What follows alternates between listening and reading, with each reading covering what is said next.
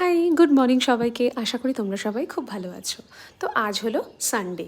সকালবেলা ফ্রেশ হয়ে আমি প্রথমে খেয়ে নিলাম একটু ডাবের জল, কারণ এই গরমের হাত থেকে নিজের শরীরকে হাইড্রেটেড রাখতে এর থেকে বেস্ট অপশন আমার কিছু জানা নেই। তারপর আমি খেয়ে নিলাম কিছু ড্রাই ফ্রুটস। তারপর ভাবলাম মাকে তো দেখতে পাচ্ছি না, কোথায় গেল মা? তো চলে গেলাম সোজা রান্নাঘরে। তো রান্নাঘরে গিয়ে দেখি মা তো আমার জন্যে চাউমিন বানাচ্ছে। এটা দেখেই তো মনটা খুশি হয়ে গেল, বাঙালির রবিবার মানে তো জানোই। তো তারপর খেয়ে নিলাম একটু জল, কারণ আগেই বলেছি শরীরকে হাইড্রেটেড রাখা ইজ মোস্ট ইম্পর্ট্যান্ট।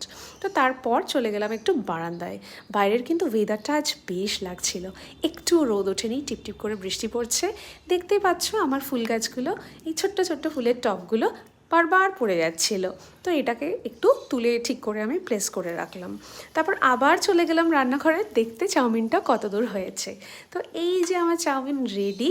তারপর মা একটা প্লেটে আমায় চাউমিনটা সুন্দর করে সাজিয়ে দিল সস দিয়ে। একটু বেশি করে সস না হলে কিন্তু আমার আবার চলে না।